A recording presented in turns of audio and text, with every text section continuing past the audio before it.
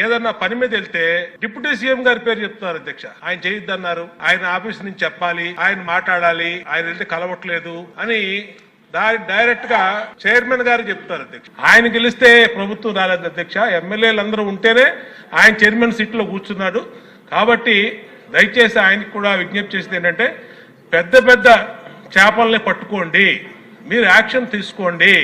అయోధ్య రామరెడ్డి, రామ్కి వాళ్ళని ఎందుకు వదిలేశారు? మీరు ఎందుకు వదిలేశారు చెప్పండి? ఈ సభలో ఇక్కడే ఉన్నాడు ఆయన.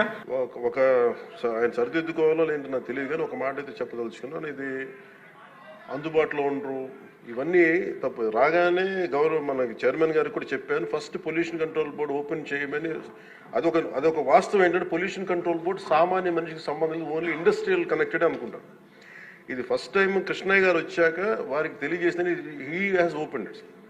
ఎవరైనా సరే ఎనీ ఆఫీస్కి వెళ్ళిపోయి మీరు పొల్యూషన్ కంట్రోల్ బోర్డు ఆఫీస్కి వెళ్తే మీకు అది ఓపెన్గా ఉంటుంది. దానికి నేను బాధ్యత తీసుకున్న తర్వాత మొట్టమొదటి చేసిన అధ్యక్ష. కాకపోతే దీని మీద అవగాహన కల్పించాలి, అసలు వెళ్తే కొంత సమాధానం. ఎందుకంటే first of all there is extensive employment shortage ఉంది, దానికి అదొక మేజర్ సమస్య. అలాగే వారు లేవనెత్తింది ఇంకొకటి రామ్కి సంస్థ మీద, వారికి షోకాస్ నోటీస్ ఇష్యూ చేయడం జరిగింది, యాక్షన్ తీసుకోవడం జరిగింది. అలాగే చాలా వ్యర్థాలు వదిలేస్తున్నారు ఇవన్నీ. అంటే ఒక ప్రాబ్లం ఏముందంటే, ఏదన్నా సరే స్ట్రిక్ట్ యాక్షన్ తీసుకోవాలి అంటే ఎన్ని ఇండస్ట్రీస్ మూతపడిపోతే మనకు తెలియదు.